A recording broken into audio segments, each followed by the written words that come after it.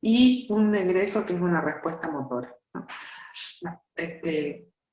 Entonces, y después está la consciente. La sensibilidad consciente tiene que ver con la piel, o sea, la parte superficial, en donde la vamos a dividir en táctil, que es incluso el tacto fino, discriminativo, o el tacto grueso,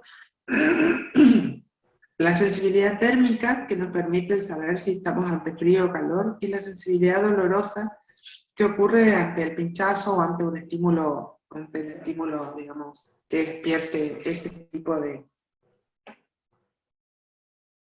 de sensación. Después tenemos la sensibilidad muscular y ósea, acá, que ya forma parte de la sensibilidad profunda y los sentidos. Dentro de los actos no conscientes también tengan en cuenta cosas que nosotros directamente no hacemos conscientemente. Por ejemplo, nuestra posición. Nosotros estamos sentados en esta posición, yo particularmente estoy sentada, y estoy adoptando una posición que es respuesta a lo que siente mi organismo, sobre todo lo que sienten mis huesos, lo que sienten mis articulaciones, lo que me permite que yo esté en esta posición en la cual estoy. Por lo tanto, a eso nos referimos con estas situaciones reflejas. También tenemos que ver que los trastornos que pueden venir por lesiones en las vías sensitivas pueden ser trastornos generalizados, o sea, por ejemplo, una cuestión que afecte a la corteza sensitiva, entonces vamos a tener una afectación generalizada, o pueden ser localizados si afecta solamente, por ejemplo, una raíz nerviosa y el componente sensitivo de dicha raíz. Pueden ser totales, o sea, total en el sentido que afecta a todas las sensibilidades, o solamente puede afectar a la sensibilidad superficial o no a la profunda, y pueden ser parciales, o sea que afecta simplemente en partes, o disociadas. Entonces, vamos a ver que hay sensibilidad o trastorno de sensibilidad tipo siringomiélico, tipo tabético, tipo neuropático, cada uno de ellos va a tener ciertas características, ¿no?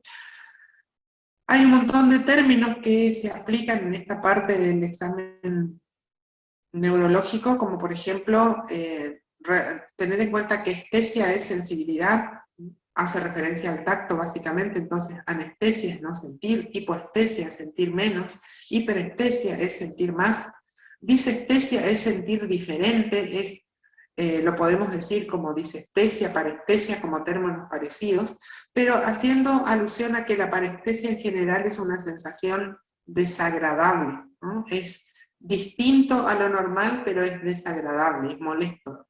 Y después tenemos los términos que tienen que ver con otras cosas, como por ejemplo la palestesia, que sería la sensibilidad profunda, entonces podemos tener una hemipalestesia, una monoapalestesia.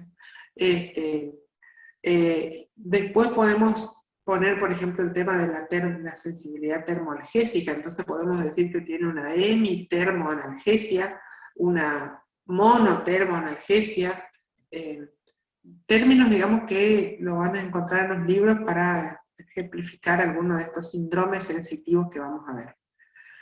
Muy importante recordar esto, digamos. Esto seguramente alguno de los doctores que les dio clase antes les habrá dicho, que en neurología es muy importante repasar, por lo menos someramente, la parte anatómica, para recordar lo que son las vías en general, que son las que si las sabemos interpretar bien, nos van a dar, vamos a poder, digamos, interpretar y decir, bueno, la lesión de este paciente probablemente esté en tal localización en el sistema nervioso. Entonces, para la sensibilidad tenemos que tener en cuenta dos vías. La vía lemniscal, que es la que lleva al tacto profundo, la sensibilidad profunda y el tacto epicrítico, perdón, que vendría a ser los haces de Golgi-Burdach, vía lemniscal, porque termina en el lemnisco medio, o pasa por ahí, y la extralemniscal. Entonces, presten atención, el grafiquito es muy conocido, está en el Cosio, pero también en el mismo que está en el Argente Álvarez, en donde tienen aquí ustedes el ingreso de las dos vías sensitivas. La vía lemniscal, que tiene su primer neurón acá en el ganglio sensitivo. Esta vía lemniscal ingresa, dijimos, lleva la sensibilidad profunda y la táctil epicrítica, ingresa por el nervio sensitivo, raíz posterior, hace su primer neurona está localizada acá, manda su axón que se localiza en el asta posterior de la médula, y asciende este axón hasta los núcleos de Gol y de Wood a nivel vulvar, y ahí recién se produce el decusamiento, cruza hacia el lado contralateral, subiendo, digamos, de hecho, acá está la segunda neurona, los núcleos de Gol y de Wood, segunda neurona. Acá sigue por la vía lemniscal y llega hasta el tálamo, en donde está la tercera neurona. Esta tercera neurona va a tener conexiones que van directamente a la corteza cerebral sensitiva. Esta es la vía, entonces, lemniscal. Como ustedes ven, dijimos, va homolateral hasta el bulbo, ahí se entrecruza, y ya va por el lado contralateral hasta terminar en la corteza. La vía extralemniscal, que es la que lleva la sensibilidad termoalgésica y la del tacto grueso, ingresa, su primer neurona también está acá en el ganglio sensitivo, pero fíjense que ya la segunda neurona está en el asta, sensitiva acá de la médula, donde hace la sinapsis esta primer neurona, y esta segunda neurona manda su axón que uno o dos segmentos medulares por encima se entrecruza al lado contralateral y avanza por el haz espinotalámico hacia arriba, digamos. Entonces, primer neurona en el ganglio, segunda neurona en el asta anterior, posterior de la médula, se entrecruza por la comisura anterior de la médula y se aloja en el haz espinotalámico y asciende formando el haz espinotalámico hasta su conexión en el tálamo nuevamente, ¿no? Y haciendo irradiaciones nuevamente a la corteza sensitiva. Esto es muy importante tenerlo en cuenta porque cuando veamos los síndromes sensitivos medulares, aquí nosotros vamos a encontrar por qué se altera una sensibilidad o otra sensibilidad de acuerdo al sitio de la lesión. Otra cosa importante es más o menos recordar la distribución de los nervios. Entonces, recuerden ustedes que nosotros tenemos plexos y que tenemos distribución metamérica. Aquí esto simplemente es para que recuerden que tenemos toda esta distribución a tener en cuenta, pero por ahí más fácil o más interesante tener en cuenta es esta, que es la distribución metamérica.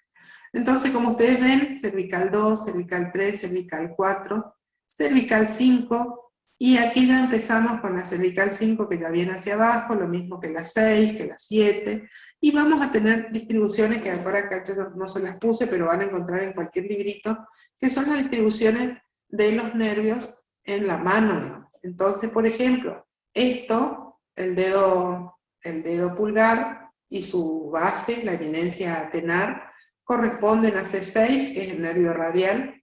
Después, la parte del quinto dedo y parte del cuarto y el borde cubital de la mano corresponden a C8. El nervio mediano sería la región de los tres dedos, segundo, tercero y cuarto. Y eso es útil a los fines de cuando hacemos el examen para ver dónde está el tema, dónde está el problema. Lo mismo que C5 es el nervio que inerva al músculo bíceps, C6 inerva al músculo tríceps, bueno, y así sucesivamente. O sea, estas distribuciones son útiles, y fíjense lo mismo acá en el miembro inferior, la distribución de L1, que llega hasta la región de la ingle, L2 a la cara interna del muslo, L3 que ya llega casi a la cara interna de la rodilla y termina en la cara interna de la pierna, L4 que viene desde afuera hacia adentro y llega hasta el borde interno del pie. Por lo tanto, es el músculo es el nervio que nos permite hacer la dorsiflexión del pie. L5 que viene por cara posterior del muslo, después a nivel de de la cara anterolateral de la pierna, y termina en la cara anterior, también me permite la dorsiflexión, y ese 1, que se lo miran acá atrás, sale en la cara posterior, va por toda la cara posterior de la pierna, del muslo y de la pierna, y llega al borde externo del pie. Y que el S1 es el que nos permite pararnos en puntitas de pie. Entonces, si ustedes tienen que examinar a un paciente que está con un trastorno sensitivo o motor y le piden, levante las puntas de los pies, está evaluando L4, L5, póngase en puntas de pie, está evaluando S1. Nos sirve, es de mucha utilidad tener el recuerdo de la localización para saber dónde puede estar el nivel de la lesión. Y eso tiene importancia porque en vez de solicitarle después una resonancia magnética de columna, le vamos a especificar en la zona donde a nosotros nos parece que está la lesión. Entonces pedimos columna lumbar, y si queremos ampliar un poquito nuestro espectro lumbosacro, pero no pedimos columna completa para evaluar una lesión, porque ya hemos hecho el examen físico y encontramos que la lesión es altamente probable que esté en esa localización, ¿no? A eso se acompaña que, por ejemplo, si ustedes tienen falta de respuesta del reflejo patelar, saben que la lesión está entre L2 y L4, por ejemplo, ¿no? Entonces, nos sirve tener, digamos, en mente estas cosas como para poder ir localizando las diferentes lesiones. Entonces, teniendo en base esos, digamos, recuerdos anatómicos que ustedes en algún momento lo estudiaron y que tienen que repasarlos ahora, tenemos que pasar a la exploración del sistema sensitivo. Cuando vamos a hacer el examen físico, recuerden que en esto, como lo que buscamos es una respuesta por parte del paciente, siempre le tenemos que decir qué es lo que le vamos a hacer. Le vamos a pinchar, le vamos a tocar, le vamos a golpear, le vamos a mover una parte del cuerpo. Recordar que para evaluar sensibilidad le vamos a mostrar lo que vamos a hacer, pero después le vamos a decir que mantenga los ojos tapados para que no esté viendo y por lo tanto pudiendo eso influir en la respuesta que nos va a dar. La exploración debe ser breve, o sea, no podemos estar demorando 1 hora haciendo el examen semiológico, tiene que ser rápido. En lo posible, para hacerlo también más rápido, valorar regiones simétricas. Entonces, si vamos a evaluar el miembro inferior, por ejemplo, tocamos de un lado y tocamos del otro, y le pedimos, supónganse que vamos a hacer el toco pincho, que es para valorar sensibilidad táctil y sensibilidad dolorosa. Entonces puedo ir tocando regiones simétricas de ambos lados, por ejemplo, toco plantas de pie, toco y pincho, puedo tener le toco con el dedo y le pincho con el alfiler, y le voy pidiendo que me discrimine qué hice, toqué, toco o pincho. Y toco de un lado, toco del otro, voy cara externa de la pierna, anteroexterna, cara anterointerna, subo al muslo. Entonces, de esa manera se va haciendo más ágil el examen, digamos. Por las dudas, vamos a ver que cuando queremos evaluar la parte de esta parte del examen físico, muchas veces las pruebas no nos cierran. Entonces, cuando no nos cierran, tenemos que volver a repetir. Esperamos un ratito, o sea, hacemos otra prueba, otra cosa que estamos haciendo con el paciente, y volvemos a repetir. A ver si de vuelta sale lo mismo. Porque si no, muchas veces resulta que la respuesta no siempre es igual, y no nos ayuda para tomar después una decisión diagnóstica, ¿no? Entonces, tener en cuenta todos esos detalles, asegurarse que el paciente tenga los ojos cerrados y programarse ya lo que le vamos a hacer. Entonces ya sé que empiezo por el pie, empiezo por la cara externa, por la planta, por la cara dorsal, voy cara anterior externa de la pierna, cara externa, anterior del muslo, posterior del muslo, y voy ascendiendo, ¿no? Para que sea práctico, para que sea de utilidad. Entonces, dijimos que en la piel tenemos el tacto epicrítico, ¿no? El que podemos discriminar con precisión, en donde el paciente le decimos es lo que podemos hacer, por ejemplo, con el compás sensitivo, que es un compás en donde podemos poner puntos separados, y hay lugares en donde, por ejemplo, en la punta de la lengua, se dice que con una distancia de 1 milímetro, el paciente nos puede decir que estamos pinchando puntos diferentes, y, por ejemplo, en la espalda, es un lugar donde tenemos un tacto epicrítico poco discriminativo, pueden llegar a haber 3 a 4 centímetros entre los dos puntos del compás. Entonces, el otro lugar donde hay mucha discriminación son los pulpejos de los dedos, en donde entre 1 y 2 milímetros podemos discriminar como puntos diferentes. Y después tenemos el tacto protopático, que es el grueso, es el que percibe también el calor y el dolor. Y en realidad el paciente no nos puede decir, me duele aquí, sino me dice, me duele acá, ¿no? Nos da regiones, no nos dice que el problema no nos da específicamente el lugar.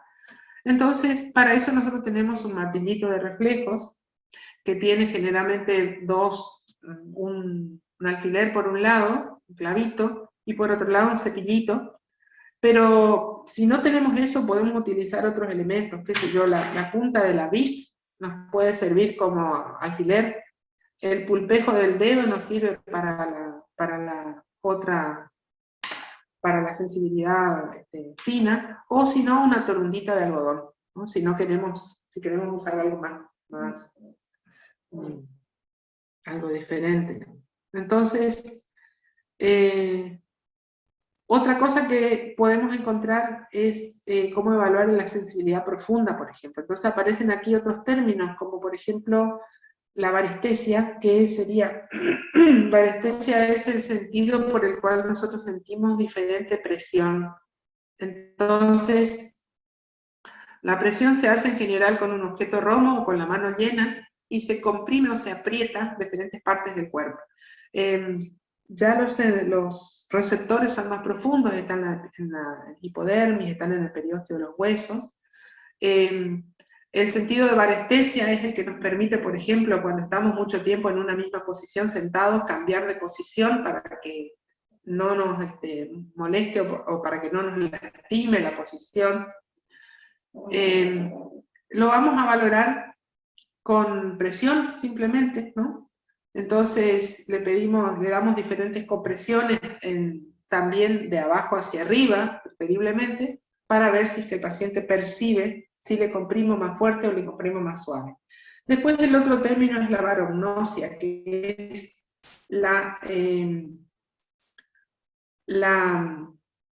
sensación de reconocer peso. Entonces, la barognosia es darle al paciente una cosa en la mano y decirle, que es obviamente ojos cerrados, como dijimos antes, y que nos diga cuánto, si pesa más o menos que otro objeto que le dimos.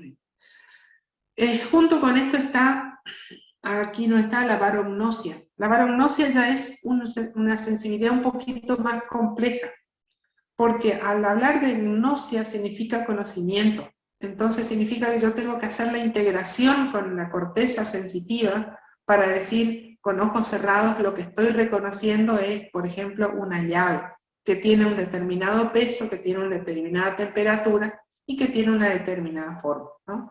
Entonces, sensibilidad profunda, varestesia, sentido de presión, barognosia, sentido de peso, palestesia, que lo hacemos con el diapasón, ¿no? En general, también donde vamos a buscar la sensibilidad vibratoria o palestesia, la vamos a buscar por encima de la uña del dedo gordo del pie, en los maléolos externos e internos, en la rótula, en el trocánter, y si queremos seguir más arriba, en el esternón, en el extremo del acromion, y podemos, si queremos evaluar en la cara, en alguna superficie ósea, como puede ser la articulación temporomandibular o otra región. Entonces, ¿qué utilidad nos da esto? Sobre todo me interesa la sensibilidad vibratoria cuando yo estoy buscando un síndrome atáxico de tipo el cordonal posterior, en donde vamos a tener la apalestesia, en donde vamos a tener avarognosia y avarestesia. Y podemos llegar a reemplazar la palestesia con la batiestesia, que hace alusión a la posición en el espacio.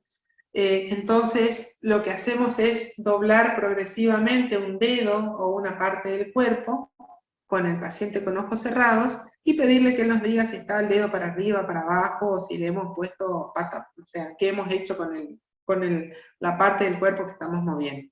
Si ustedes no tuvieran un diapasón para evaluar palestesia, con la batiestesia, que es la posición en el espacio, compensan de alguna manera la falta del diapasón. Entonces, le mueven, eso tiene, esto también hay que repetir, entonces se le mueve para arriba, para abajo, y se deja en una posición y se le pregunta en qué posición quedó. Si lo dice correcto, hay que repetirlo 2 veces por lo menos, y que nos diga que quedó correctamente, de acuerdo a como le hemos puesto, y si no hay concordancia en las respuestas, hay que seguir con otra parte del examen físico y después volver a repetir, o hacerlo en otra, o sea, o hacer otro tipo de prueba. Entonces, esto hacemos, entonces, toco pincho, empiezo por la cara dorsal plantar del pie, cara dorsal del pie, cara anteroexterna de ambas piernas, cara anterointerna, cara anterior de muslo, cara posterior de muslo, y avanzo de acuerdo a mi distribución metamérica. Fíjense cómo esto va avanzando bien, bastante horizontal en el tronco. Voy subiendo el pinchazo, el toco pincho hacia arriba, de acuerdo a lo que necesite evaluar en mi paciente. ¿Para qué me interesa esto? Sobre todo cuando tenemos lesiones medulares. Pacientes que han tenido accidente de tránsito, que han tenido fractura o lesiones de columna. Entonces, discriminar cuál es el nivel sensitivo me puede decir que la lesión de ese paciente está 1 a 2 segmentos más abajo en la médula. Lo mismo, si supónganse tenemos un nivel sensitivo a nivel de la dorsal 10, ¿qué reflejo osteotendinoso estaría desapareciendo en este individuo? ¿Se acuerdan? ¿Alguno se anima a decir cuál es el reflejo que no tendría que tener el paciente? Porque está lesionada la raíz de la superior. Abdominal superior. No les escuché. Reflejo cutâneo abdominal, la parte superior. Sí, cutáneo abdominal. Inferior. Bueno, con respecto a los cutáneos y los osteotendinosos,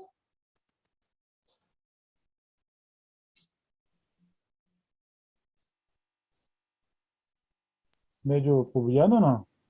el medio pubiano, ¿no? Correcto. Entonces, ustedes con eso pueden decir, o sea, con la desaparición de los reflejos pueden decir, ah, bueno, aquí acuérdense que el medio pubiano es un gran reflejo, tiene varios segmentos involucrados. Entonces ustedes pueden decir, bueno, el problema está por acá. Hago el nivel sensitivo está en dorsal 10. Entonces, ¿de qué le voy a pedir la tomografía o la resonancia? Tóraco lumbar, porque yo sé que la lesión está localizada ahí. Ahí voy a ver la fractura, la fractura medular, la ruptura o el hematoma o lo que fuera. Entonces, para eso me sirve evaluar. Y como les decía, hacemos eso, después hacemos el sentido de presión, o sea, la varognosia, varestesia, la palestesia o posición en el espacio, y con eso vamos a tener determinada, digamos, el examen de la sensibilidad y probablemente un diagnóstico. Nos queda esto otro, digamos, lo que les decía, la grafestesia y la estereognosia, que son 2 sensibilidades combinadas, porque si ustedes piensan, estereognosia es reconocer formas o objetos. Entonces, yo reconozco un objeto porque puse en juego un montón de cosas, no solamente lo que sentí en la mano. Sentí, pero tuve que integrar, entonces tuve que integrar sensibilidad táctil, sensibilidad profunda, sensibilidad de tipo sensorial, tipo la vista, como para saber que lo que tengo en la mano es un llavero, un teléfono, una pelota de tenis, etc. Estereognosia. Entonces, para poder tener la estereognosia conservada, yo tengo que tener la corteza sensitiva indemne. ¿Ah? Si no puedo reconocer, o sea, si yo puedo decir, sí, tengo una cosa que es pesada, que tiene forma cuadrada, pero no puedo decir que es el teléfono, probablemente esté con una aestereognosia y tenga una lesión de la corteza sensitiva. ¿Ah? Y el otro término que también involucra una sensibilidad combinada es la grafestesia, que es lo que le hacemos al individuo, por ejemplo, pidiéndole que extienda la palma de la mano, una parte del cuerpo en donde la sensibilidad es bastante discriminativa, y dibujarle un círculo, una letra, un número, y que él pueda decir qué es, ¿no? También, para que haya grafestesia, tiene que estar la corteza, o sea, la última conexión de la vía sensitiva tiene que estar funcionando correctamente para que podamos hacer ese reconocimiento. Entonces, estas dos situaciones van a ocurrir cuando está lesionada la corteza sensitiva. ¿Qué síntomas puede tener un síndrome sensitivo? Claramente dolor, ¿no? Parestesias, disestesias. Acuérdense que dijimos que la diferencia está entre la sensación de disconfort que generan algunas sensaciones. Podemos tener dolor neuropático, o sea, el dolor es el dolor, digamos, en la cual no hay un estímulo, sino que simplemente, o que estímulos mínimos generan una respuesta dolorosa exagerada. Eso es la alodinia, es que pasamos el dedo y el paciente siente como que le duele mucho. Y términos como que habíamos visto, como les había dicho, referidos al dolor, la analgesia cuando no se siente, la hipoalgesia cuando se siente menos el dolor, y la hiperalgesia, que vendría a ser, el extremo sería la alodinia, cuando estímulos muy insignificantes generan un dolor intenso.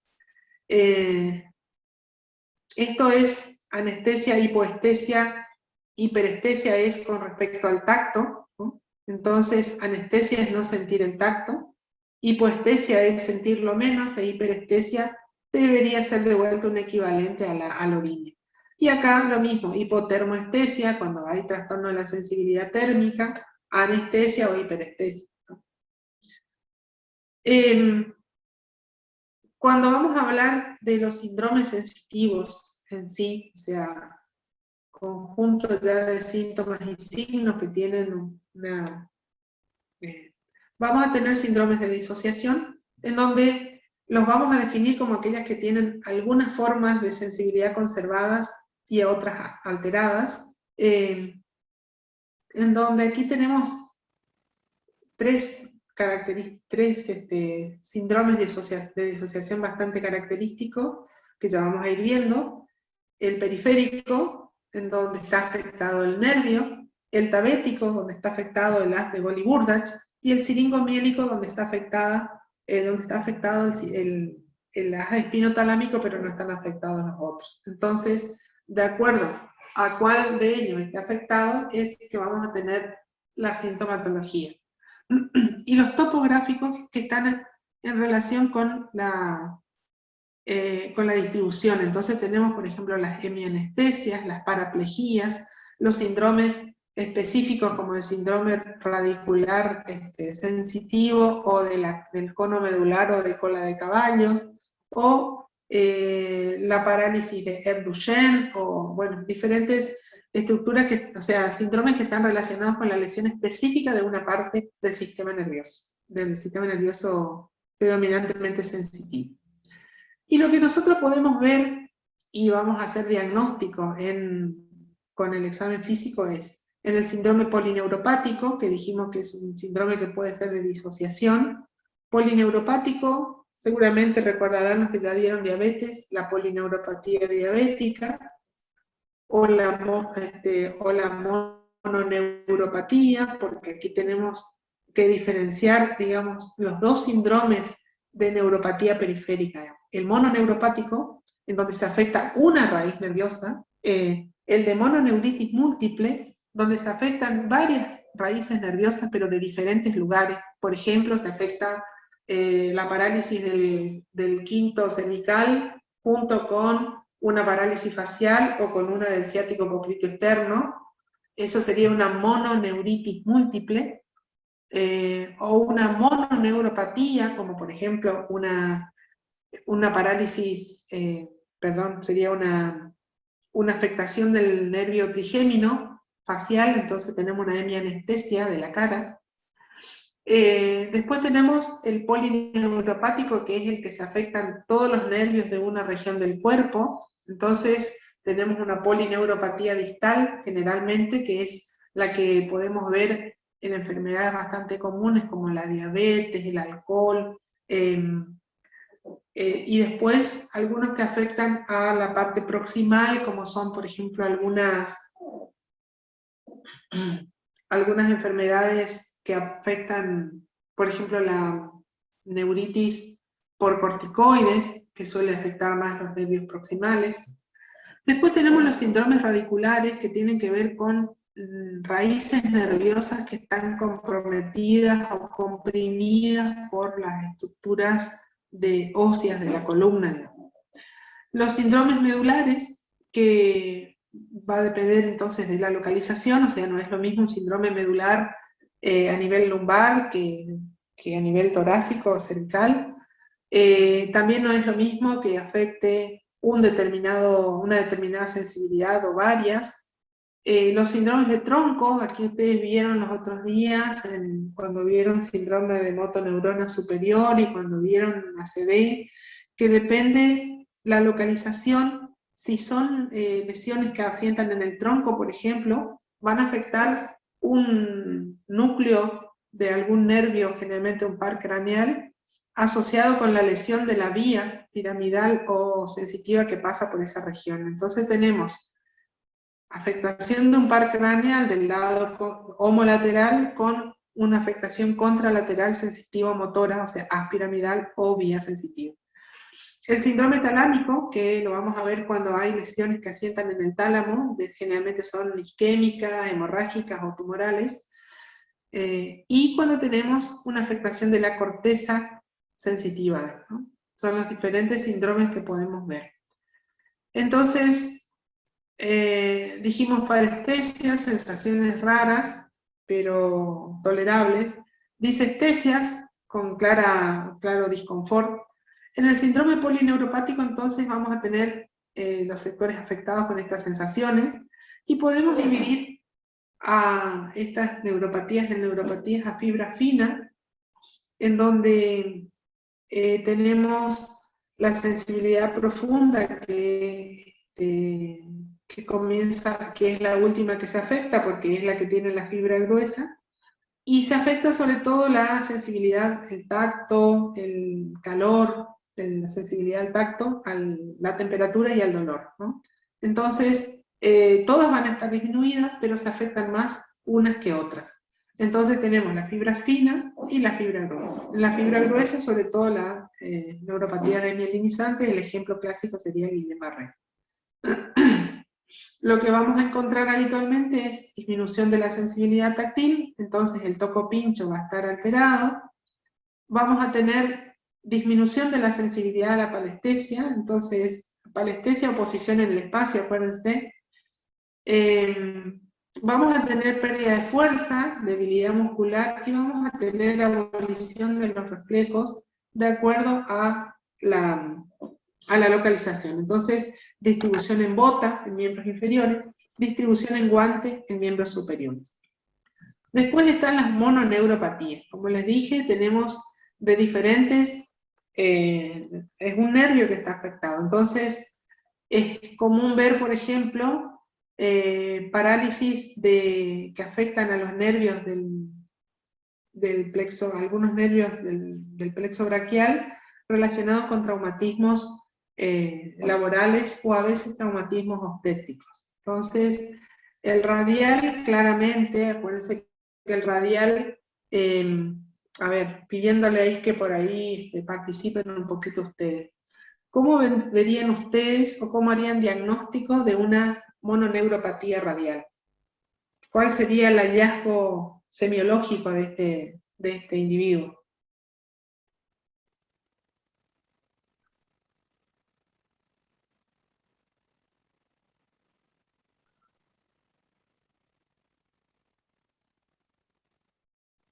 ¿Alguien se anima a decir qué le va a pasar? Las manos todo el brazo se pone en flexión, ¿no? ¿Cómo sería inflexión? ¿Se cae, se Eh, levanta? el antebrazo sobre el brazo se hace flexión y la mano sobre el antebrazo. Como En como general, colgado. cuando tenemos mononeuropatía, o sea, cuando tenemos polineuropatía, vuelvo acá. Pérdida de la fuerza muscular, abolición de los reflejos, disminución de la sensibilidad táctil, de la palestesia y de la batiestesia. El radial habitualmente, ¿qué hace? El radial es que me permite flexionar la mano, o sea, extender la mano sería Extender la todo flexión. el miembro superior. ¿Eh? Doctora, ¿no queda el mano en péndula? Queda la mano en péndula, exacto. El radial hace esto, ¿no? Entonces, si está paralizado, hace esto, mano péndula. Eso es lo que le queda, la parálisis del radial, ¿no? El paciente no puede hacer este movimiento. Entonces, cuando ustedes evalúan, hacen el examen físico, acuérdense que evalúan primero estado de conciencia, después evalúan fuerza, evalúan tono y evalúan reflejos. Entonces, en una parálisis del radial, cuando evalúan fuerza, el paciente no va a poder hacer este movimiento cuando ustedes le tratan de evaluar, ¿no? Cuando evalúan tono, seguramente el tono de los músculos del antebrazo va a estar disminuido comparado con el contralateral. Cuando evalúan reflejos, ¿qué reflejo no va a salir?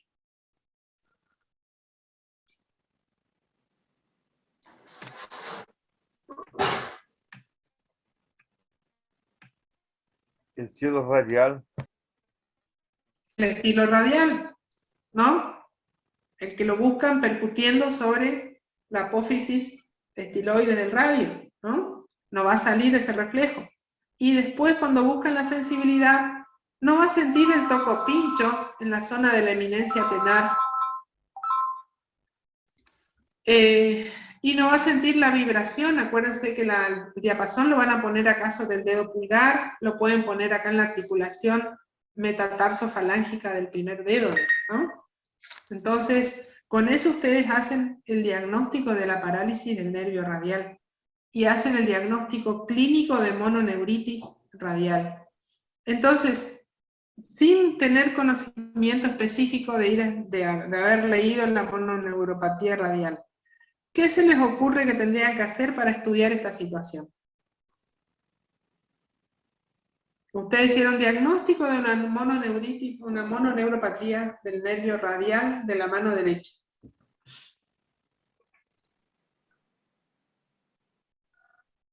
A lesión a la altura de C5, C6. Bueno, o sea, usted puede pensar que la lesión está en la médula. ¿Usted dice qué estudio pediríamos, profe, o cuál? ¿Sí? ¿Qué estudio le pedirían? Para decir, bueno, acá está el problema, tiene, no sé, un neurinoma, tiene una sección medular, una sección del nervio, tiene una compresión externa, o sea... Una resonancia Una resonancia ¿de dónde? magnética cervical. de las cervicales. Bueno, podrían pedir una resonancia de la columna cervical, ¿no? Haciendo foco, dijeron en C5, C6, ¿no? Pero obviamente que ustedes previamente hicieron el resto del examen físico, así que examinaron cómo está el miembro superior, a ver si es que no hay un traumatismo, una fractura, otra cosa, digamos, ¿no? De lo que hayan hecho previamente, del examen previo pueden ya tener alguna idea.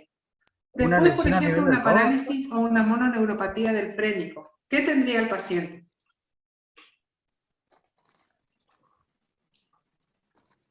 Paralizado una hemidiafragma. Bueno, paralizado en el diafragma, también lo pueden sacar por este examen físico, ¿verdad? Entonces le hacen la expulsión de las bases, le percuten, etc. El mediano, acuérdense que el nervio mediano, la principal causa de lesión del mediano es el síndrome del túnel carpiano.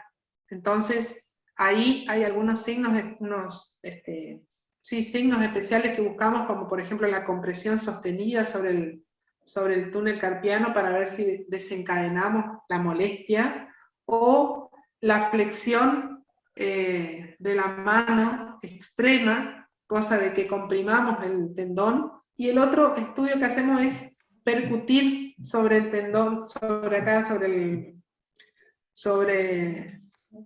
ay, me sale sobre acá la El túnel bandita. carpiano. ¿Cómo? El túnel carpiano.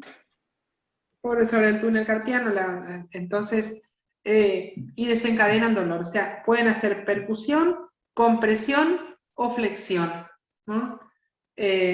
Tinel, esto se llama Palen, son diferentes, tienen nombres propios, los signos de esto, pero si no se acuerdan, acuérdense, percutir, comprimir y dorsiflexionar, flexión anterior sería en este caso, tratando de desencadenar el dolor. Y obviamente el dolor se va a sentir en los 3 dedos centrales, ¿verdad? Para el cubital lo mismo. El cubital, recuerden que pasa por la corredera aquí a nivel del codo, entonces aquí suele ser un lugar donde puede estar comprimido, donde puede estar presionado, y ustedes pueden también, con la palpación de esas estructuras, desencadenar dolor que se le corre hacia la zona que inerva el nervio. El ciático popliteo externo, ¿qué será que lo que nos va a generar el ciático popliteo externo? Si tenemos una mononeuropatía del ciático popliteo Ciatalgia? externo. ¿Cómo? Ciatalgia. Dolor del ciático? No te escucho bien, a ver si se... Ciatalgia, profe. Bueno, la ciatalgia sería un dolor que tiene que sigue el trayecto del ciático, entonces es un dolor que generalmente inicia a nivel de la región lumbosacra y se irradia hacia la cara externa del glúteo, cara lateral del muslo, y avanza hacia la pierna, dependiendo qué raíz esté afectada, probablemente duela hacia la parte interna o hacia la parte externa. Entonces, la pregunta es, ¿el ciático popliteo externo qué función estaría cumpliendo? ¿Quieren que les vuelva la... A ver acá dónde está. ¿No generaría la caída del pie? Bueno, el ciático popliteo externo está inervando esta parte, digamos, ¿no? Entonces, si no está funcionando el ciático popliteo externo, el paciente no va a poder dorsiflexionar el pie, va a tener el pie caído, ¿no? De vuelta, marcha este paso? examinando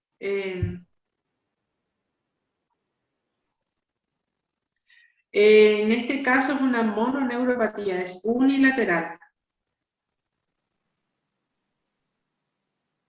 Sí sería un stepage unilateral, ¿no? Entonces levanta la pierna exageradamente porque no puede dorsiflexionar el pie y cae, ¿no?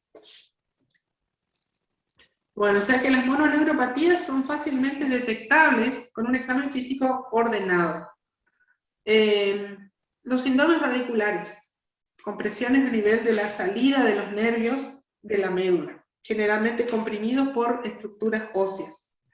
Entonces, lo más común son las discopatías, pero también tenemos compresiones vasculares por aneurismas, infecciones, espondilodicitis, o sea, infecciones de las vértebras, que generan abscesos y comprometen o comprimen en la estructura nerviosa. Entonces, aquí sí vamos a tener dolor y parestesia en el territorio de las raíces comprometidas, Dolor que empeora con algunas maniobras que aumentan la presión intracraneana, como estornudar, reírse, hacer esfuerzo defecatorio. Entonces, podemos, digamos, suponer que el dolor es una discopatía o una radiculopatía cuando tenemos exacerbación de las molestias con esos esfuerzos, como la tos, el estornudo, sonarse la nariz, reírse exageradamente, hacer esfuerzo defecatorio, etc. Aquí sí, entonces, vamos a tener, de acuerdo a la raíz comprometida, las características. Acuérdense que habíamos dicho, la radiculopatía que comprometía S1, comprometía la posibilidad de ponerse en puntas de pie, ¿no? Entonces, vamos a tener que va a haber dolor y parestesias en ese segmento, se le corre el dolor de arriba hacia la punta del pie, que el tendón de Aquiles va a estar comprometido, por lo tanto vamos a tener una arreflexia aquiliana, que déficit de fuerza para la flexión ventral, o sea, ponerse en puntas de pie, y el signo de la SESH. ¿Alguien leyó el signo de la SESH y nos puede comentar cómo es?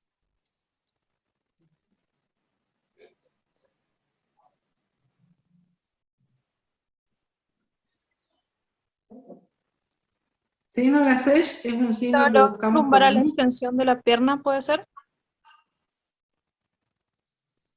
a la extensión de la pierna. ¿Cómo sería? A ver, si el paciente está acostado en decúbito lateral, decúbito dorsal, ¿cómo lo buscas?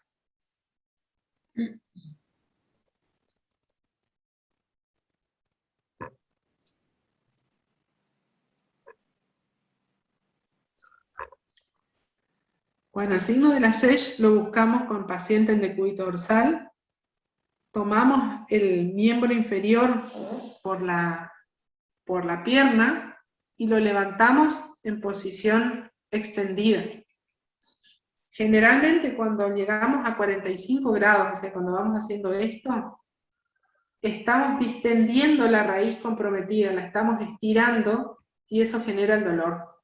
Entonces, levantamos la pierna, si duelen los 45 grados, decimos que es un SESH positivo, y si no duele, lo que podemos hacer es la dorsiflexión del pie, a ver si desencadenamos, generando un mayor estiramiento del nervio, desencadenamos dolor, que sería la SESH sensibilizado cuando hacemos la dorsiflexión del pie, ¿no? Se hace con una pierna, con un miembro inferior, después se hace con el otro miembro inferior. No se hace con los dos juntos, ¿no? Dentro de todos los signos es uno muy fácil de buscar. El paciente está acostado en decúbito dorsal en la camilla y lo podemos buscar fácilmente. Además, es muy notorio cuando el paciente que tiene una radiculalgia lumbar tiene la SESH positiva.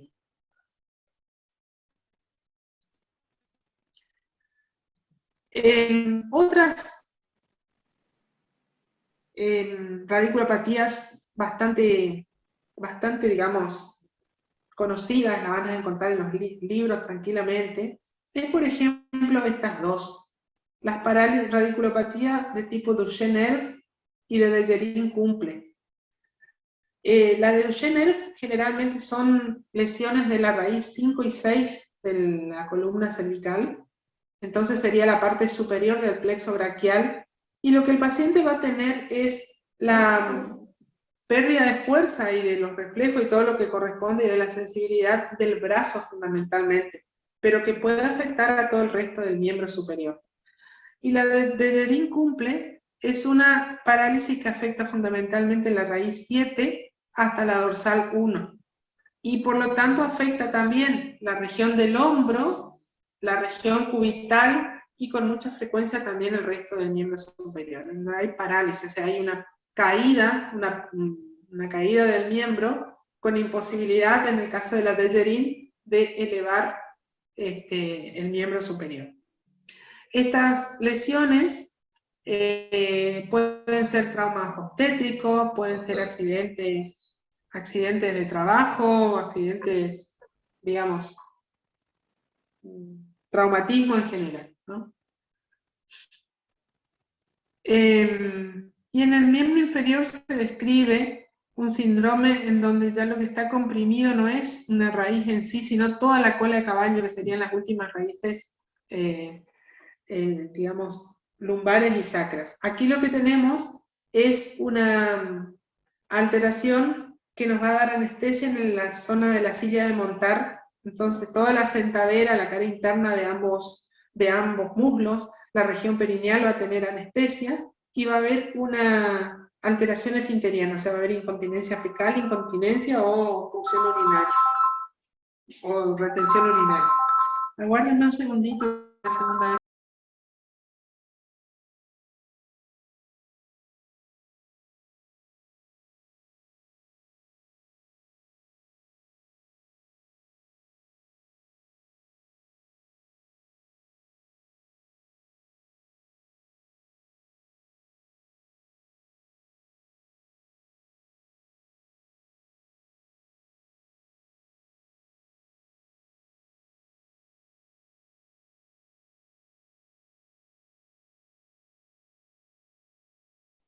Su micrófono, No profe, se está escucha, cerrado. profe.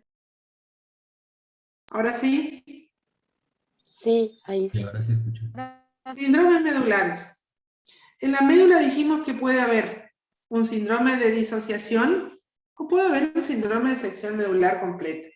En este caso no hay mucho problema, ¿no? Un síndrome de sección medular completa, generalmente por accidente, por herida de arma blanca o de arma de fuego, nos puede generar una sección completa de la médula, y obviamente que toda la información, ya sea que sube o que baja, va a estar alterada. Entonces es común que tengamos pérdida de todas las formas de sensibilidad desde el sector lesionado hacia abajo, el síndrome piramidal que va a afectar a ambos miembros inferiores desde el lugar de la lesión para abajo, y el compromiso esfinteriano con la incontinencia fecal generalmente y con la retención de orina.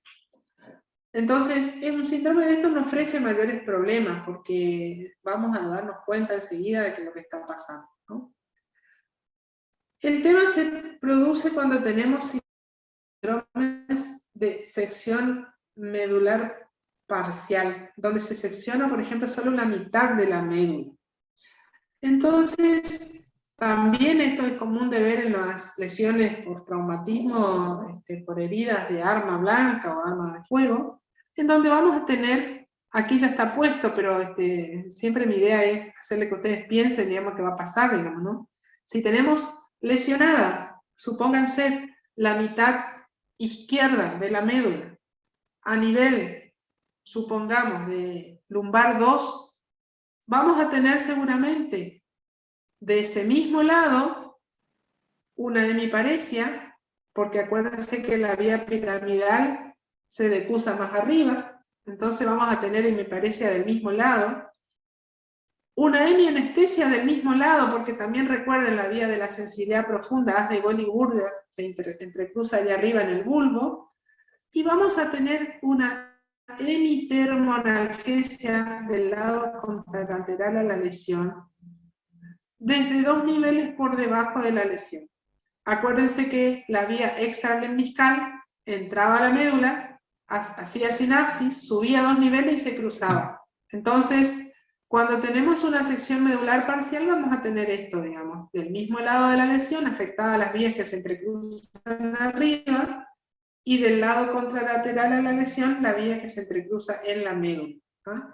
Entonces, eso se conoce como síndrome de Brown-Séquard, es el síndrome de hemisección medular muy interesante para poder interpretar los hallazgos semiológicos y relacionarlo con las vías, pero por suerte muy poco común de verlo.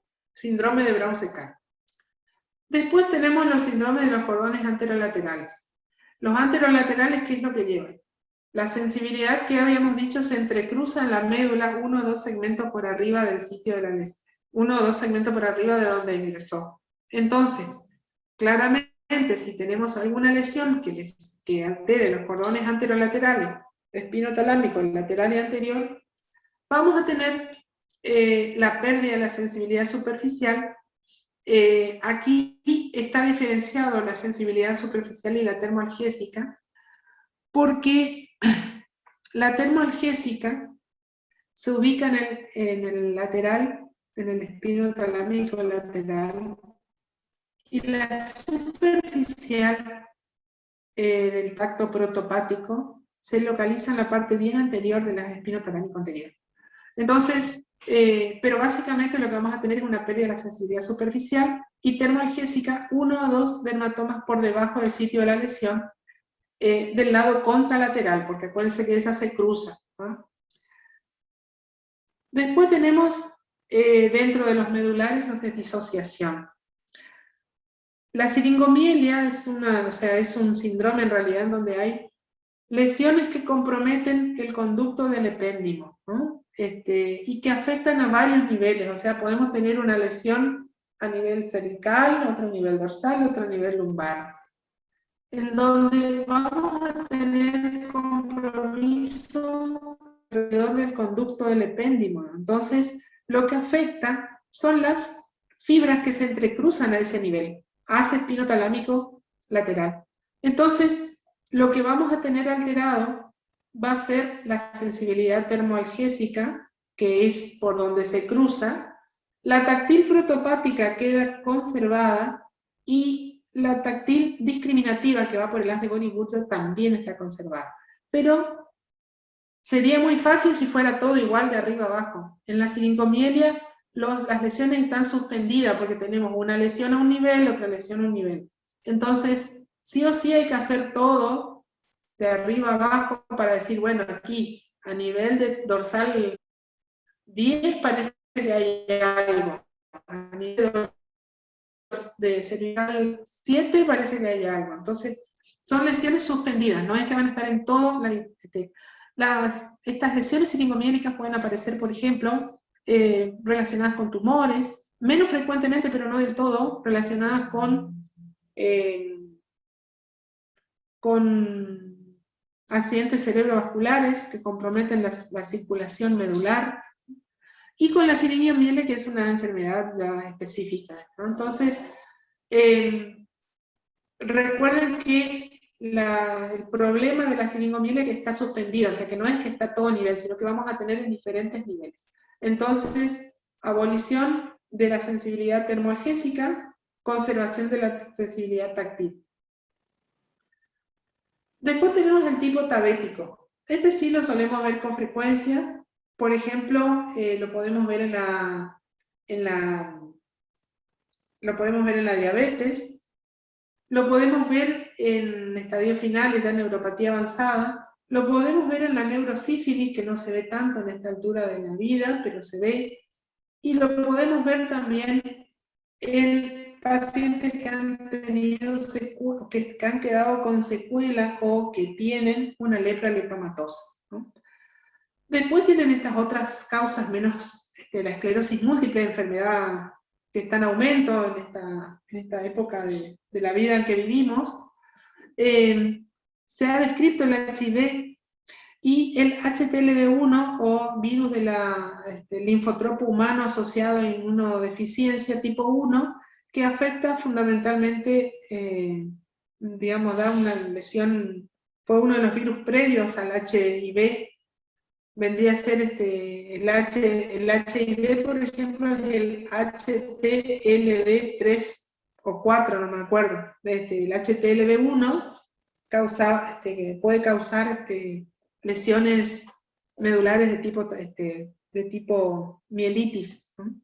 Entonces, en el síndrome tabético, ustedes van a tener la apalestesia en los miembros inferiores, entonces la sensibilidad al diapasón va a estar abolida.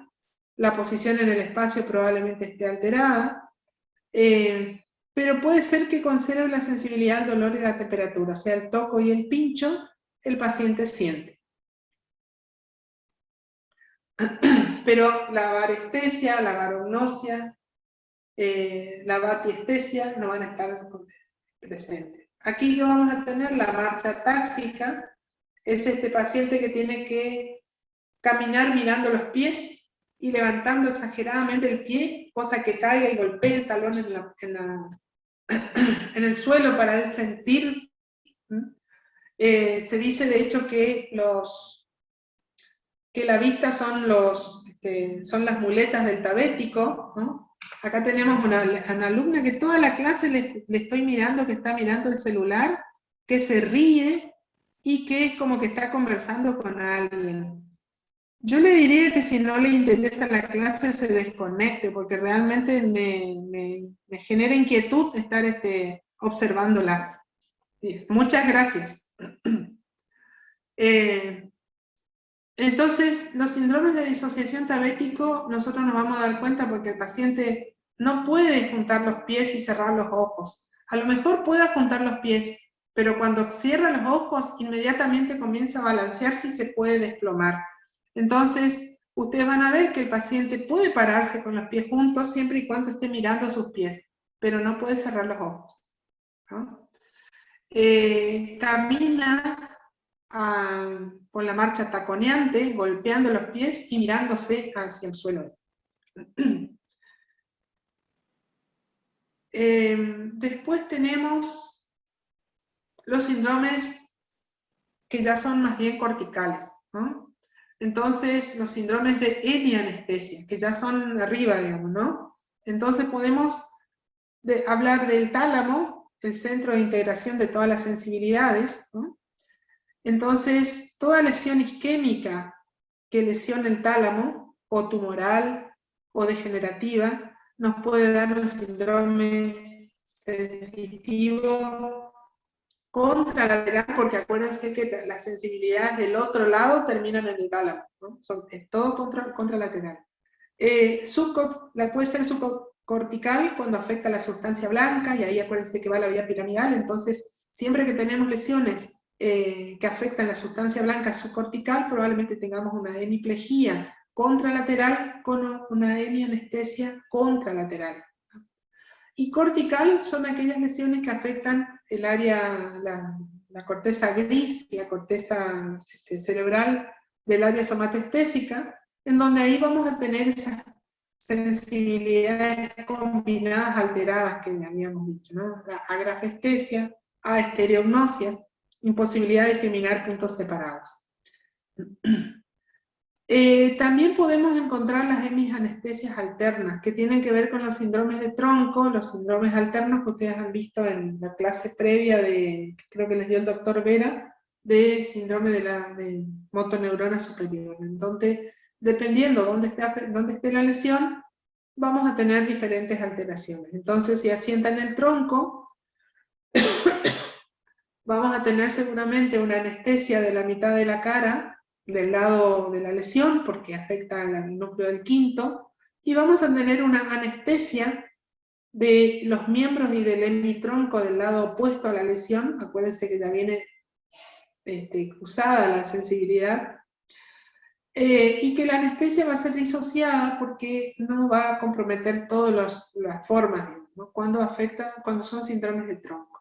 Si son síndromes, un síndrome que se describe mucho en el tronco es el síndrome PICA, es el infarto de la arteria cerebelosa posterior inferior, que también es un ejemplo de cómo una lesión en una determinada zona del encéfalo nos va a dar una gran cantidad de alteraciones porque afecta troncos y afecta vías. Entonces fíjese en este síndrome que tiene nombre propio, Wallenberg, infarto de la arteria PICA, vamos a tener afectación de múltiples pares craneales, de haces espinocerebelosos, espinos talámicos sensitivos y de vías simpáticas. Entonces, vamos a tener la hemianestesia con disociación siringomiélica de tronco y miembros, o sea que va a haber alteración de la sensibilidad termoalgésica, con conservación de la táctil y de la profunda. Vamos a tener eso del lado contralateral, más una parálisis palatofaringia por afectación del 9 y 10º par, más signos cerebelosos por afectación del haz espinocerebeloso, más una anestesia termoalgésica de la hemicara del lado de la lesión por la afectación del quinto, más el síndrome de Claude-Bernard-Horner por la afectación de la vía simpática del lado de la lesión.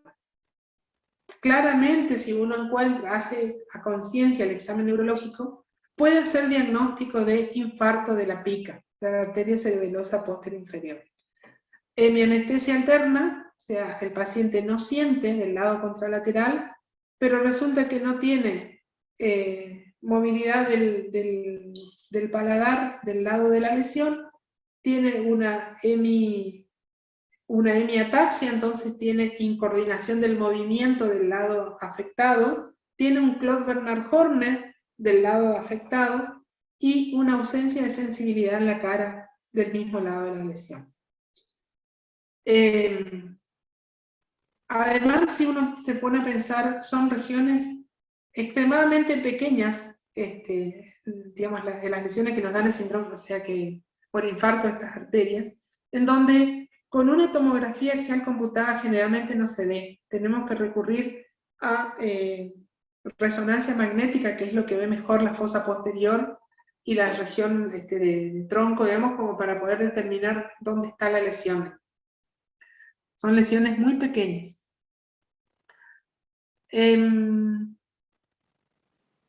Bueno, este sensitivo parapléjico ya lo hemos hablado, generalmente tenemos, ese es el síndrome completo, digamos, hay todo, ¿no? Hay ausencia de movilidad y ausencia de sensibilidad. El síndrome talámico. ¿Por qué se produce el síndrome talámico? Generalmente son lesiones isquémicas, pero como causa común, pero pueden ser tumores, pueden ser lesiones degenerativas tipo esclerosis múltiple, esclerosis lateral amiotrófica, y lo que nos van a dar van a ser, acuérdense que ahí se centra toda la sensibilidad del cuerpo del lado contralateral, entonces son cuadros sensitivos contralaterales al lado de la lesión, y como el tálamo es un centro integrador también de la parte emocional, tiene contacto con el hipotálamo y demás, vamos a tener una situación en donde describimos lo que se conoce como hiperpatía talámica, que es una especie de labilidad emocional que tienen estos individuos. Pasan de la risa al llanto rápidamente, y bueno, y tiene que ver por esta relación con esos elementos. Entonces, un síndrome talámico va a tener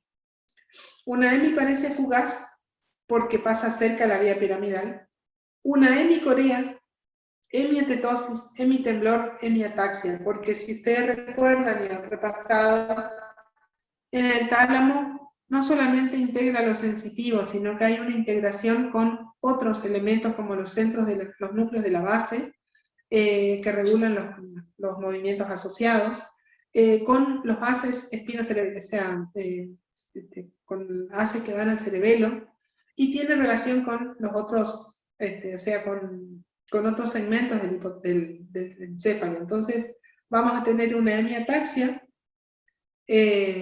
del lado de la lesión, pero vamos a tener un cuadro sensitivo contralateral, ¿no? Entonces, movimientos involuntarios, temblor, hemiparesia, con la alteración sensitiva del lado contralateral en un cuadro de labilidad emocional muy importante.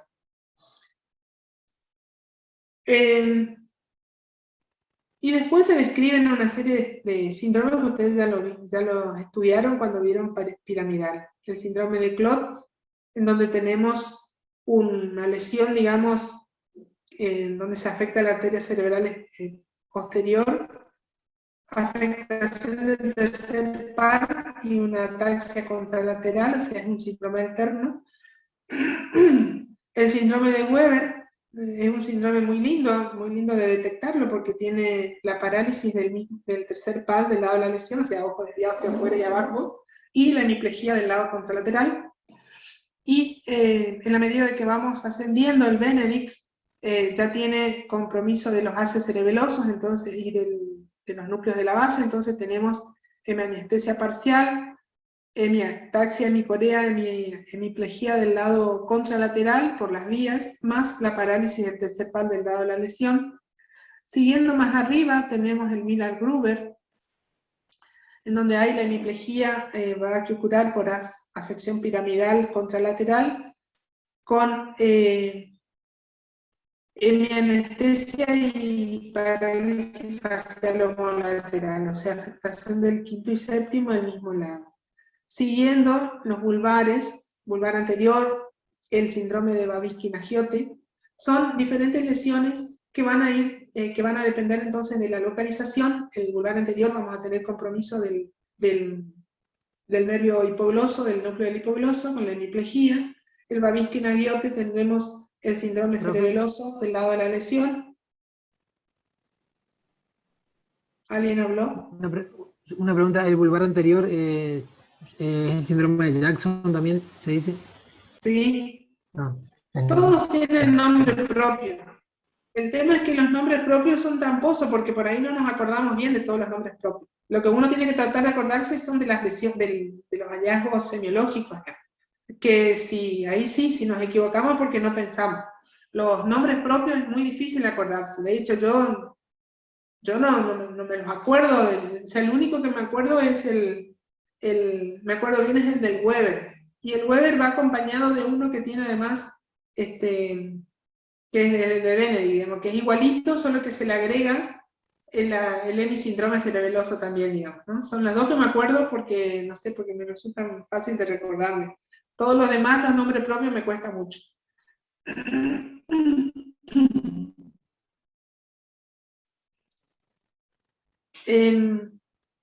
Y vamos al sensitivo cortical.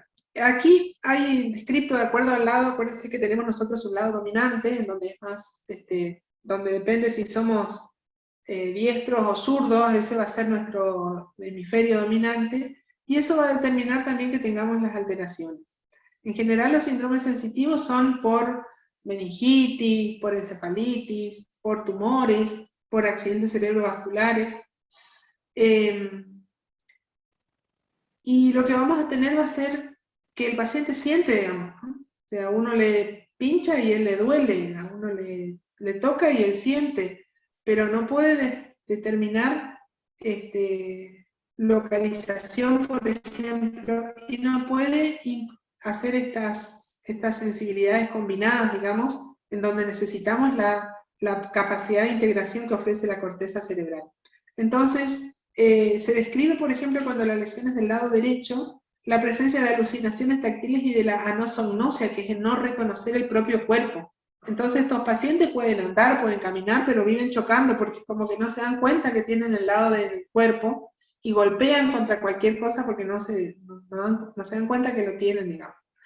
Y si afecta, por ejemplo, en una persona diestra, la corteza sensitiva, tenemos este síndrome que tiene nombre propio, el síndrome de Gerstmann, en donde el paciente puede, digamos, además de los trastornos sensitivos como la estereognosia y la resistencia, tiene la imposibilidad de realizar cálculos.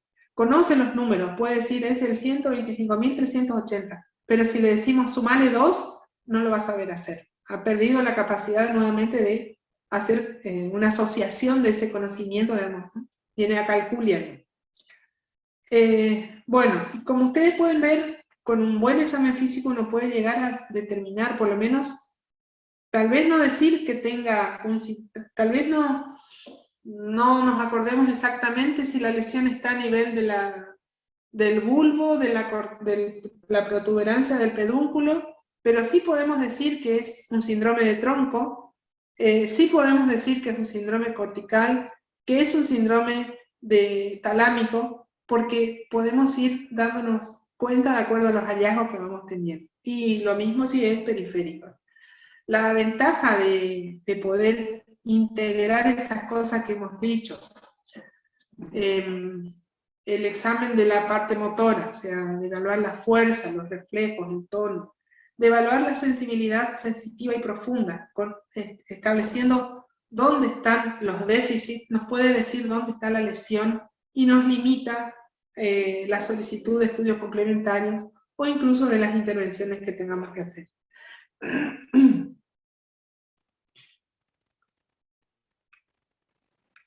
Bueno, y dos palabritas con respecto al síndrome de Guillain-Barré. Nos quedan 10 minutos. Que es una una enfermedad dentro de las polineuropatías que es aguda.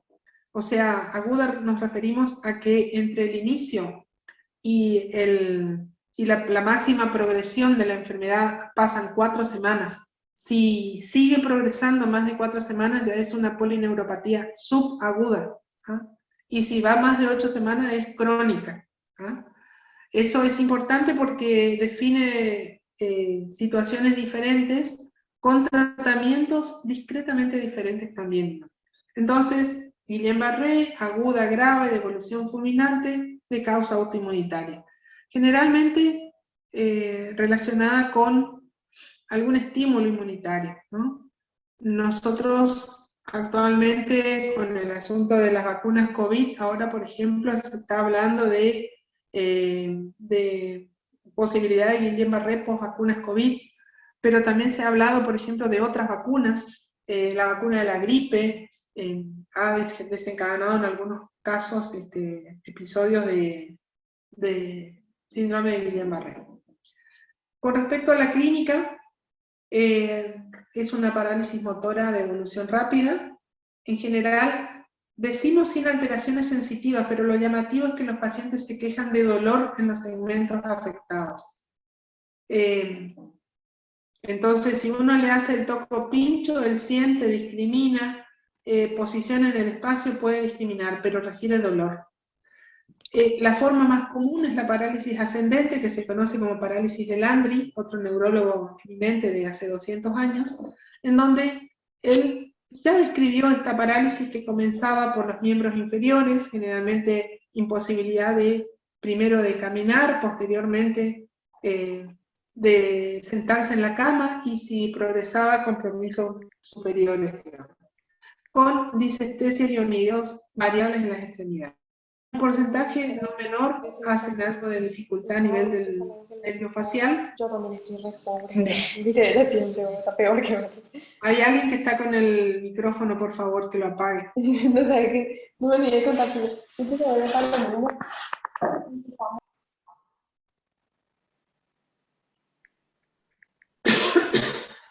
Y la otra cosa que ustedes van a ver con mucha frecuencia cuando vean un Guillain-Barré es que lo que tenemos es la habilidad autonómica. Estos pacientes tienen variabilidad de la presión arterial cardíaca, comienzan a tener dificultades o gran secreción salival o de moco, o sea, tienen una disautonomía muy particular, digamos. Esa es su forma más básica, más común de ver, digamos, que es la parálisis ascendente. Después van a ver que si la enfermedad avanza, podemos tener cuadriparesia, cuadriplejía, necesidad de asistencia respiratoria, y junto con esto, las grandes alteraciones autonómicas, ¿no? La tendencia a la variabilidad de la presión, arritmias, generalmente de forma de taquiarritmias, que comprometen más aún la evolución. Y como les dije, el dolor, la sensación de dolor en los músculos afectados. Dentro de los antecedentes hay que buscar siempre un proceso infeccioso, hay que buscar una vacuna, o hay que buscar antecedentes de alguna infección por estos virus. Fíjense que se describe que hay enfermedades infecciosas o gastrointestinales, dentro de ellas el Campylobacter jejuni, dentro de las intestinales, que tienen una relación bastante de relación causal. Se ha estudiado, de hecho, que hay reacción cruzada entre los antígenos que expresa el Campylobacter jejuni con algunos que expresan la mielina. Entonces a partir de ahí surge la reacción inmunitaria que ataca la mielina. Pero también se ha visto en este último tiempo, si ustedes recuerdan, muchos deben ser brasileños y demás, que hay hacia la zona del norte, ha comenzado a aparecer el virus Zika, el virus de la chikungunya, el dengue mismo, digamos, en nuestra zona. Son virus que están relacionados con un aumento de la aparición de Guillain-Barré. Lo que vamos a notar en estos pacientes que vienen con esta parálisis ascendente, que como criterio de hecho diagnóstico tenemos que hacer una punción lumbar, y en la punción lumbar vamos a encontrar lo que se conoce como la disociación albúmina citológica, en donde hay elevación de proteínas con normalidad en la celularidad del líquido cefalorraquídeo. Todo esto yo se lo voy a pasar, así que lo voy pasando. ¿Cómo hacemos diagnóstico, digamos? Debilidad progresiva en ambas extremidades inferiores, arreflexia osteotendinosas, que progresa desde días a 4 semanas, que es simétrica, que tiene alteraciones sensoriales leves como disestesias, parestesias, que puede incluir una paresia del facial o una plejía, que a las 4 semanas el paciente detiene la progresión y de hecho comienza a mejorar, que hay disfunción autonómica, o sea, hipotensión postural, hipertensión, taquicardia, bradicardia, que encontramos la disociación del líquido cefalorraquídeo y que encontramos en un electromiograma pruebas compatibles con una desmielinización, que sería la convulsión nerviosa lenta, las latencias prolongadas y las respuestas tardías anormales. Con eso uno tiene fuertemente la forma de hacer el diagnóstico. Entonces, certeza diagnóstica, debilidad bilateral y flácida de los miembros inferiores, ausencia de reflejos osteotendinosos de miembros inferiores, enfermedad que evoluciona hasta 28 días, diagnóstico sin diagnóstico alternativo, disociación albúmina citológica y electromiograma compatible. Con eso nosotros tenemos certeza en el diagnóstico. Sí hay que considerar diagnósticos diferenciales. Entonces, la diabetes no se comporta generalmente aguda, pero en casos muy raros puede presentarse como un cuadro de parálisis flácida de los miembros inferiores. Más común en forma crónica. Intoxicación por metales pesados, poco común de ver. Deficiencia por vitamina B12 actualmente se ve más porque tenemos más pacientes vegetarianos, veganos, que consumen metformina, que bueno, hay, digamos, condiciones que por ahí favorecen el déficit de la vitamina B12. Las enfermedades de motoneuronas, entonces aquí tenemos los síndromes como la ELA, la esclerosis múltiple. Nosotros no tenemos acá enfermedad del IME, etcétera, otras drogas, demás que hay que tener en cuenta.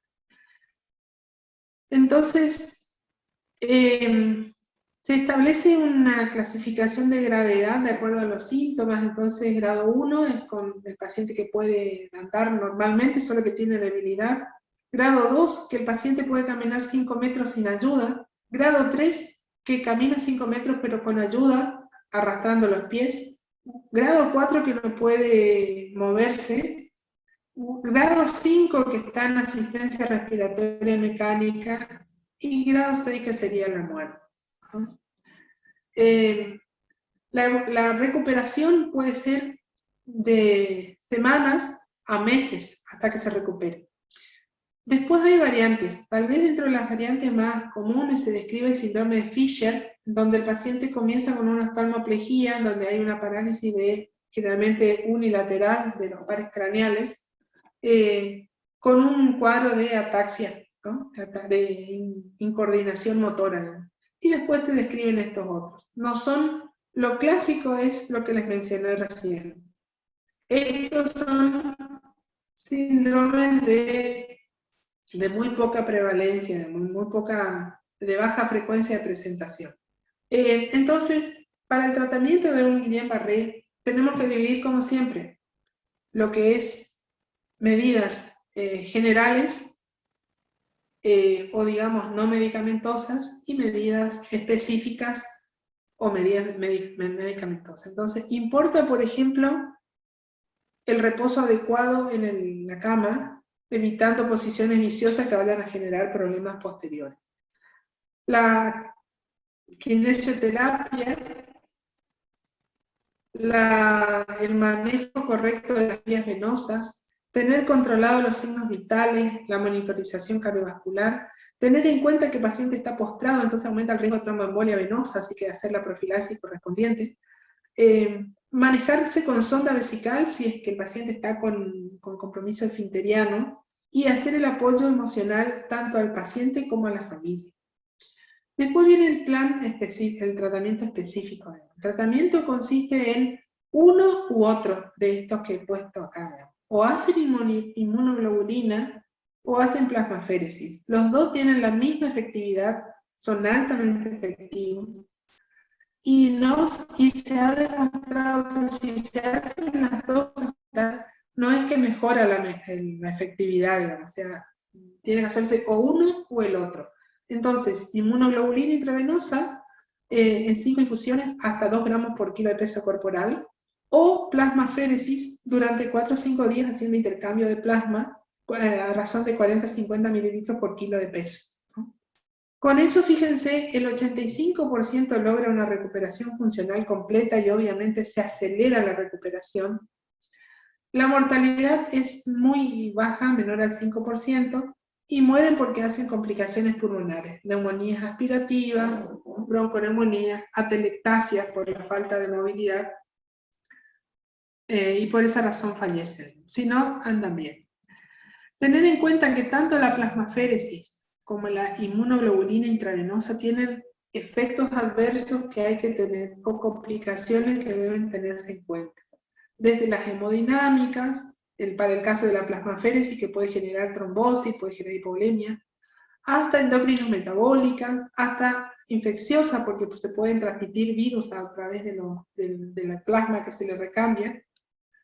Y con respecto a la inmunoglobulina intravenosa, tiene que ver con la inyección de las mismas que pueden dar tromboflebitis, infecciones locales, rash, etc.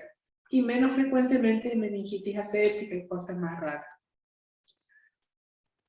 Entonces, dijimos, 80-85% se recupera sin secuelas, un 10 al 15% queda con secuelas y el 5% muere, ¿no? Los factores asociados con el mal pronóstico son la edad, que la enfermedad progrese rápidamente, que tengamos enfermedad cardiorrespiratoria persistente y que se demore en iniciar el tratamiento.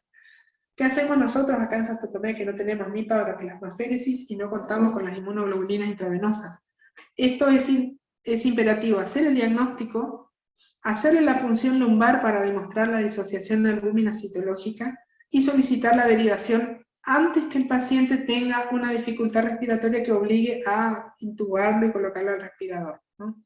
En otros lugares donde se cuenta con el procedimiento, se puede acelerar de manera rápida la evolución y el paciente después vuelve ya luego del tratamiento a seguir su recuperación en el lugar de origen. Está tomando cada vez más importancia y se encuentra cada vez más esta forma, la DPIC, en sus siglas en inglés, que es la polineuropatía desmielinizante inflamatoria crónica, que es exactamente el Guillain-Barré, solamente que aparece más lento, generalmente dura más de 2 meses en ir progresando la debilidad. Después, con respecto a la clínica, es exactamente igual.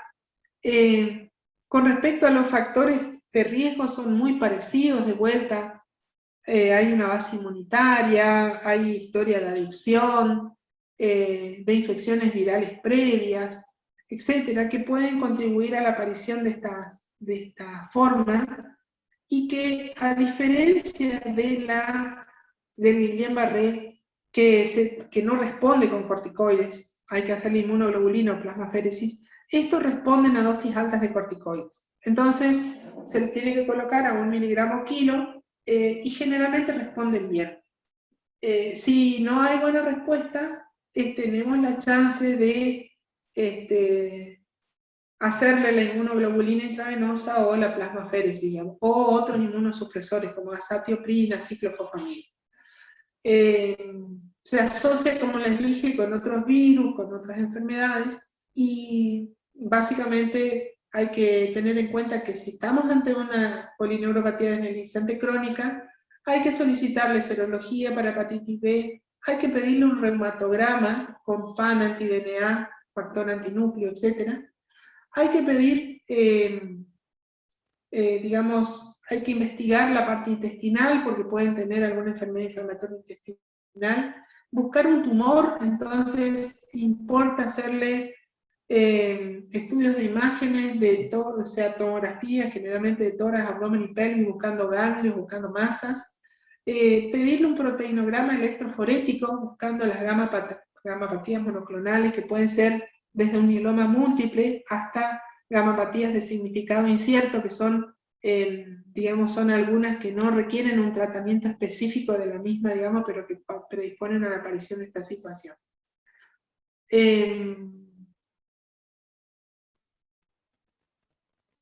Bueno, es lo que les dije recién, es muy similar, salvo en el tiempo, a Guillain-Barré. Excepcionalmente uno puede pedir, por ejemplo, una conducción nerviosa, un electromiograma, una biopsia de nervios, generalmente se hace el nervio sural, o de las zonas comprometidas, o sea, si tiene debilidad en miembros inferiores, se busca el músculo más debilitado, y a ese músculo se lo biopsia para encontrar las fibras nerviosas. Y se tiene que también tener en cuenta que si se va a hacer los dos estudios, o sea, si se va a hacer la biopsia y el electromiograma, conviene no tomar biopsia de un nervio o de una zona en donde se le colocó los electrodos para el electromiograma. Tiene que ser una zona que no haya sido estimulada por el estudio electromiográfico. Y bueno, tratamientos, corticoides, intercambio plasmático, o sea, plasmaféresis, inmunoglobulina, azatioprina, ciclofosfamida si hace falta. Diagnósticos diferenciales, una larga lista de cosas, hasta incluso se puede considerar como un síndrome paraneoplásico, por eso es importante buscar algún cáncer, algún tumor oculto. Y esa era la... Doctora, usted dijo en el Sí. tratamiento azatioprina y ¿cuál otro medicamento más? Ciclofosfamida. Son dos inmunosupresores que en general son de primera línea para cuando, digamos, cuando no responden a la corticoterapia sola. Doctora, una duda, por favor. Bueno, chicos. En el caso del tratamiento del síndrome de